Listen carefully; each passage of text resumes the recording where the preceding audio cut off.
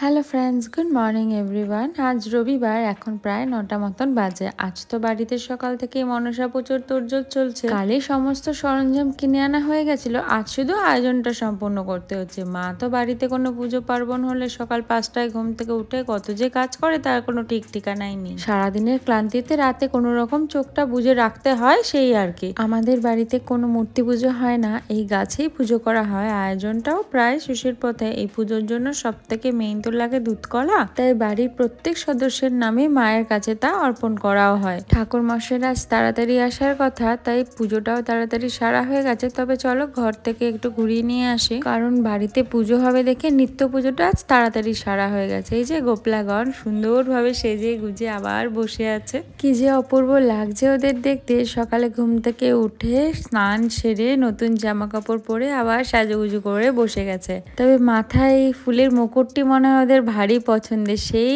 শুক্রবার দিন রাত্রেবেলা আমি নিয়ে এসেছি, এখনো কি সুন্দর ফুলগুলো রয়েছে। ফুলগুলো দেখে মনে হচ্ছে এখনো পুরোপুরি তাজা। তবে সাজগোজ করানোর পর ওরা যেন নিজেরাই নিজেদেরকে মেনটেন করে রাখে নিজেদের মতো করে।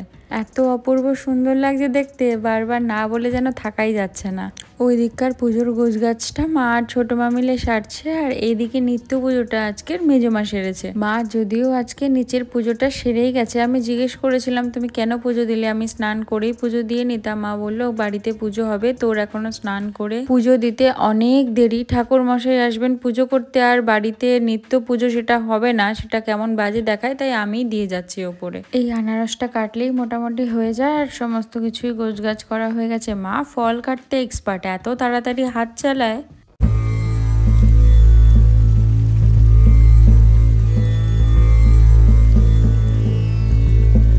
আমি নিচে আমার কিছু কাজ সারছিলাম। প্রতিদিন সকালে ঘুম থেকে উঠেই আমার অফিস ওয়ার্ক চলে। কাজ যতক্ষণ না শেষ হয় আমি বেরোতে পারি না, বলা ভালো বেরোই না। তাই পুজো হয়ে গেল, আমি কিছুই দেখতে পারলাম না। তাই পুজো শেষের পর তোমাদের সাথে নিয়ে একবারেই দর্শন করতে এলাম। কাল তো কোপলাদের প্রসাদ কাউকে দেওয়া হয়নি, আর নিজেরাও খাইনি, কারণ রাতের বেলা তাদের সামনে থেকে প্রসাদ সরানোর নিয়ম আমাদের বাড়িতে নেই। সারা রাত ওদের সামনেই থাকে, সকালে নামিয়ে প্রসাদ বিতরণ করা হয়, তারই তৈয়ারি চলছে। একেবারে দুটো পুজোর প্রসাদ বেড়ে আশেপাশের কিছু বাড়িতে দিয়ে আসা হবে। আমি স্নানটা আজকে আগেই সেরে রেখেছিলাম, তোমাদের সাথে গল্প করতে করতে কোপলাকে উপর থেকে নিচে নিয়েও চলে এসেছি। আর ও দেখো কি সুন্দর হাসতে শুরু করেছে নিচে এসেই। এখন অলমোস্ট 1টা মতন বাজে। আমরা কোনোদিনও কোথাও তাড়াতাড়ি যেতে পারবো বলে মনে হয় না। আজকে একটু আপলোডিং নিয়ে প্রবলেম হলো।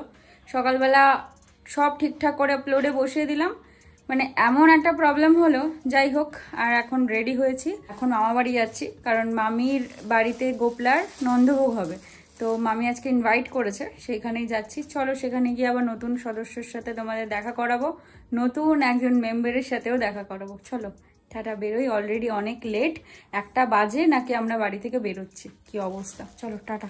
এইদিকে দুজনে বেরিয়েও পড়েছে, আমি আর মাই যাচ্ছি, বাবা যাবে না। বাবার জন্য মা রান্না করেই গেছে, কারণ বাবা তো রান্না বান্না কিছু করতে পারে না, তাই খেতে তো হবে দুপুরবেলা। আমাদের দুজনের কিছুটা হেঁটে যেতে হবে, তারপরেই অটো ধরতে হবে, তাই দুজনে মিলেই হাঁটা শুরু করলাম। তবে বাইরে আজকে এত মারাত্মক রকমের রোদের তেজ, আর এত গরম লাগছে, এত দূর হেঁটে হেঁটে যাওয়াটাই চিন্তার বিষয়। এই সময়টাতে বেরোলে একটা অসুবিধা হয়, কিছুই ঠিকঠাক মতন পাওয়া যায় না। রাস্তাটা দেখে কেমন ধুধু করছে। এই সময়টা সকলেই লাঞ্চ করতে যায়, কতটা গাড়ি ঘোড়া পাবো তার কোনো ঠিক ঠিকানা নেই। সব থেকে বড় কথা, এই গরমে কতক্ষণ যে দাঁড়াতে হবে সেটাই ভাবছি।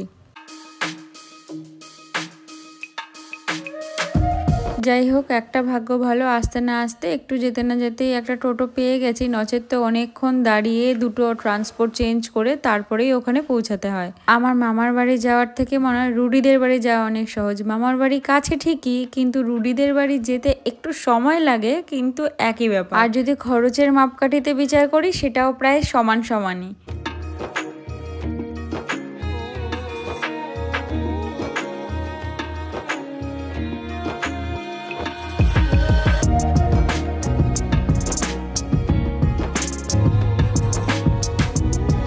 এখন রাস্তাঘাটে বেরোলে আকাশটাকে যে কি ভারী সুন্দর লাগে তার ক্যামেরাবন্দি না করে পারা যায় না। আর যেহেতু টোটোতে যাচ্ছি, চারিদিকটা একটু ফাঁকা, তাই ক্লিপগুলো কালেক্ট করতে একটু বেশি সুবিধা হচ্ছে। আমি টোটোতে যেতে অনেকটা দূরে একটু ভয় পাই, কারণ ছোট মায়ের একটা অ্যাক্সিডেন্ট হয়ে গেছে, তারপর থেকে আমার একটু টোটো ফোবিয়া হয়ে গেছে। তবে এখানকার রাস্তাঘাটটা তো খুব খারাপ, কিন্তু উপায় নেই, তাই নিতেই হলো আজকে টোটো। তবে আজ যে আমরা যেতে পারছি মামার বাড়ি, এটাই অনেক। আজ তো বাড়িতে নন্দভোগ হওয়ার কথা ছিল, কিন্তু মনসা পুজো আছে বলে তার হয়ে উঠতে পারেনি, কারণ এই পুজোর সামলে ভোগ বানানো পারা যাবে না, অনেক আয়োজনের ব্যাপার। তাই এবার আর আমাদের বাড়ির গোপলারা নন্দভোগ পায়নি। তালের বড়া, লুচি, সুজি, ক্ষীর, মালপোয়া খেয়েই পেট ভরতে হয়েছে।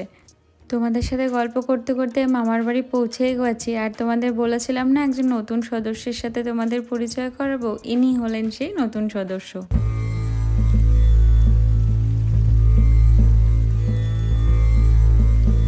তোমাদের সাথে তো অনেক আগেই মামির এই দেবতাগন্ধের সাথে পরিচয় করিয়েছি, তবে আজকে ওর জন্মদিনের দিনে এসেছি, একটু ওর জন্য গিফট না নিয়ে আসলে হয়। গোপালের জন্য একটু মিষ্টি, আর জামাটা তো তোমাদের আগেই দেখিয়েছিলাম, আর দুটো কিটক্যাট নিয়ে এসেছি, ছোট পুচকে তো। এখন প্রায় দুপুর 2:30 মতন বাজে, এই খাওয়া দাওয়া নিয়ে বসেছি দুপুরে। ওইদিকে যে মাখা প্রসাদটা আছে ওটা হচ্ছে গোপালের ভোগ দিয়েছিল, তো মামিকে বললাম তুমি সবটা একবারে মেখে দিয়ে দাও সবার পাতে পাতে, ওটাই বেশি ভালো হবে। আর আজকে লাঞ্চের জন্য মামি বানিয়েছিল ফ্রাইড রাইস আর আলুর দম। বেশ কিছু অতিথি নিমন্ত্রিত আছে আজকে, তাই দুপুরের লাঞ্চটা একটু তাড়াতাড়ি সেরে নিচ্ছে।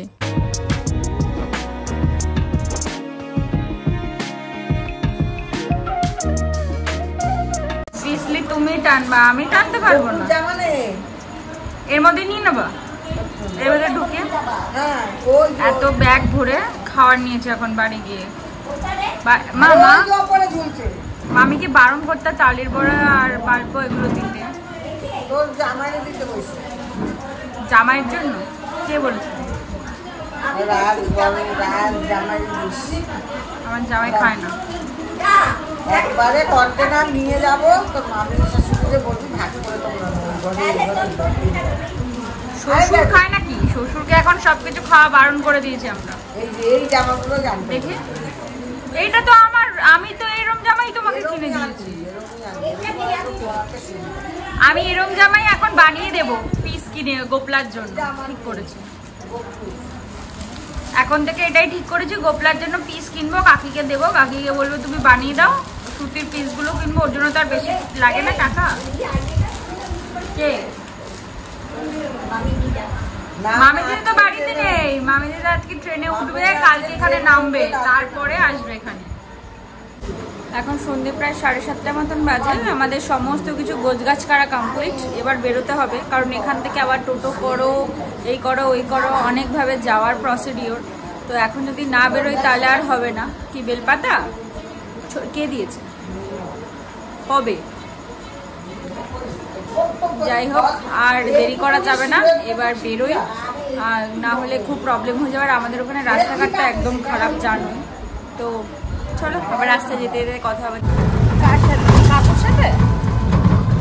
এখন অত মামার সাথে এখন এত দূর আমার হেঁটে আসা সম্ভব না। আগে কত হেঁটে আসতাম বলো, মামার বাড়িতে এখান থেকে যেতাম, ওখান থেকে যেতাম। হ্যাঁ, এখন অত আর হয়ে যায় না। হয়ে যায় না কেন, পারবো, আমি যেতে পারবো। খেলা দেখতে আজকে ডার্বি আছে, তাই আমি পারবো যেতে, এমন না পারবো না, কিন্তু প্রবলেমটা হয়ে যায় মা আর এখন পারে না অতটা দিয়ে যেতে। আর রাস্তা খারাপ তো, তাই একটু তাড়াতাড়িও বেরিয়ে গেলাম, কারণ আমাদের এখানে ট্রান্সপোর্ট সিস্টেমের একটু প্রবলেম আছে। টোটো করে এখন একটা জায়গায় নামো, সেখান থেকে আবার অটো পাও বা টোটো পাও, তারপরে যাও, এরকম একটা ব্যাপার। যাই হোক, একটাই ভালো কথা, এই ব্যাগ নিয়ে যে কিছু পেয়ে গেছি, এটাই অনেক।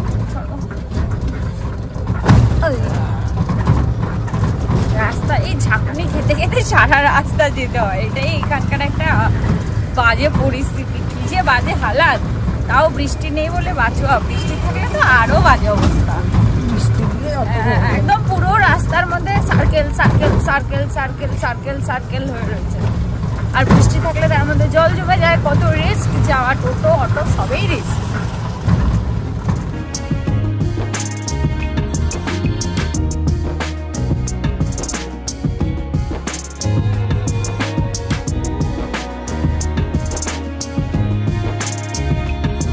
এই বাড়িতে পৌঁছালাম। আজ বোধহয় বহুদিন পরে সিংহদুয়ার খুলে ভেতরে ঢুকলাম। এখন একটাই সমস্যা, ডাকাডাকি করতে হবে, তারপর ওরা ওপর থেকে এসে খুলে দেবে, তারপরেই ভেতরে ঢুকতে পারবো। আমরা অনেকবার ভেবেছিলাম লকটার একটা অন্য সিস্টেম করব, ভাবাই হয়, সেটা এক্সিকিউট করা আর হয় না। কবে হবে তার কোনো ঠিক ঠিকানাও নেই, আর আদৌ হবে কি না সেটাও একটা বড় চিন্তার বিষয়।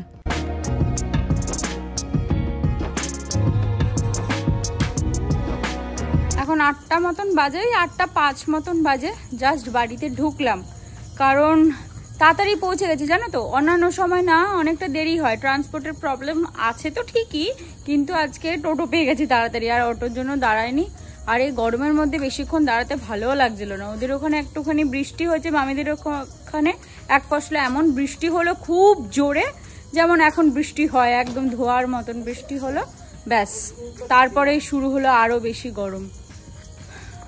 সকালবেলাতে বেরিয়ে তোমাদের আমি গাছ দেখিয়েছি, দুপুরবেলা বেরিয়েও গাছ দেখিয়েছি, কিন্তু এই সময়টা বেরিয়ে আমার এত চোখে পড়লো গাছটা, তোমাদের সাথে শেয়ার না করে আর পারলাম না। আর এদিকে মা এখন জামা কাপড় মেলছে, কারণ এই সময়টা আমাদের এখানে জল আসে।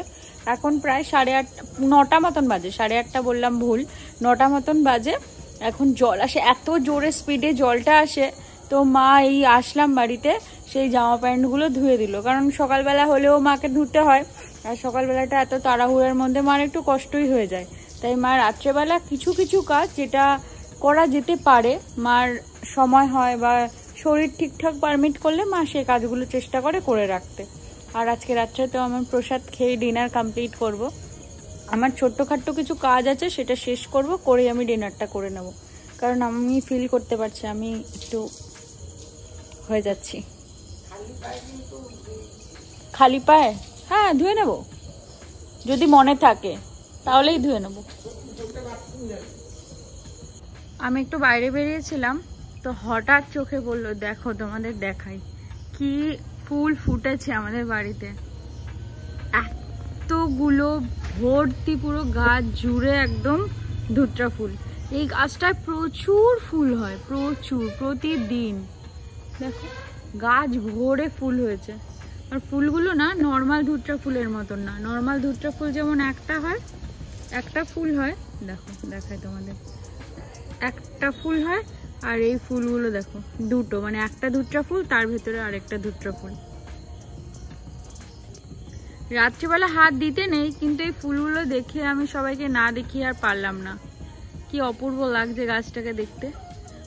যাই হোক, তবে আজ এখান থেকে ভিডিওটা শেষ করছি। কাল আবার একটা নতুন ভিডিওতে তোমাদের সাথে দেখা হবে। ততক্ষণ তোমরা ভালো থেকো, সুস্থ থেকো, সাবধানে থেকো। ভিডিওটা ভালো লাগলে একটা লাইক করে দিও, আর ভিডিওটা দেখে জানিও আমাকে কেমন লাগলো। তবে আজকের মতন টাটা।